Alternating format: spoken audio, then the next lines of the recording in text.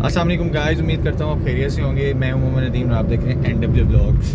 तो जनाब ये NW का मैं ज़रा नेम चेंज करूँगा, लेकिन अभी उन्होंने कहा है कि 12 दिन के बाद, तो उसमें से मेरे ख्याल से 3 या 4 दिन रह गए, उसके बाद मैं इसका चेंज करके वट्टू भाई नेम रख दूँगा चैनल का। तो आज का व्लॉग जनाब, एक भाई का कमेंट था कि आप मुझे ये बताएं कि गैंगो पे कौन सा मॉडल गाड़ी जो है वो ऐड हो सकती है। तो उसके ऊपर आज हमने व्लॉग बनाना है। तो व्लॉग को स्टार्ट करने से पहले आप हमारे चैनल पे अगर न्यू हैं तो उसको सब्सक्राइब करें, कमेंट करें, लाइक करें और शेयर करें। तो जनाब 2003 से ऊपर के जो मॉडल हैं वो आप इसमें अप्लाई कर सकते हैं, मतलब लगवा सकते हैं। एंड ड्राइव में भी लगवा सकते हैं, आप ग्रीन में भी लगवा सकते हैं और यंगो में भी लगवा सकते हैं। लेकिन 2003 से नीचे के मॉडल जो हैं वो इस पे नहीं आप चला सकते, क्योंकि कंपनी जो है वो अलाउ नहीं करती। फिर इसमें कौन सी गाड़ी जो है वो कंफर्ट में होगी और कौन सी कंफर्ट में नहीं होगी।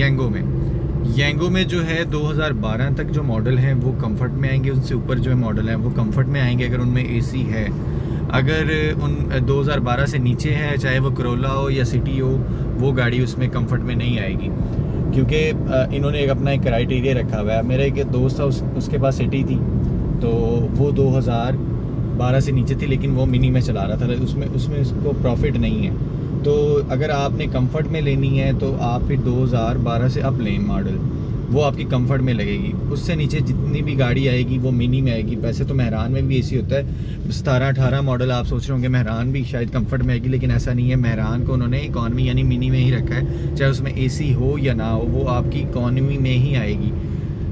तो उसके अलावा कोई भी गाड़ी है, जापानीज़ कार हैं 12 मॉडल से अप हैं, तो वो जो हैं वो हमारी कंफर्ट में आएगी। तो कंफर्ट की राइड जो है वो अच्छी होती है, एसी है, बंद नहीं होता। गर्मी जिस तरह आजकल पड़ रही है उसमें तो एसी के बगैर 1 मिनट भी गुजारा नहीं है।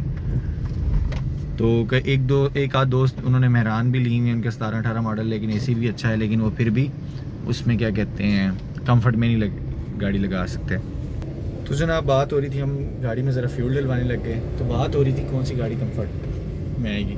तो जनाब मेरी तो यही आपको सजेशन रहेगी कि आप इसमें 2012 से अब मॉडल गाड़ी लगाएं। और इस काम को स्टार्ट करने से पहले जो एक बात है वो मैं आपसे ज़रूर ये करना चाहूँगा, इस काम में सब्र है। क्योंकि अक्सर जो मेरे दोस्त हैं कुछ हैं, उनको शायद बुरा लगे, उनको अगर राइड नहीं आ रही होती तो वो बेचारे घर चले जाते हैं, लेकिन खैर उनका वो दिन बुरा होता है।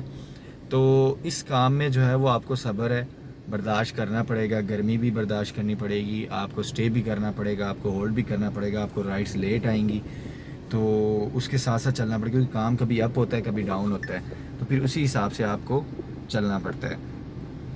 अब हम ऑनलाइन होने वाले हैं, मैं आपको एक यंगो का डेमो दे देता हूँ।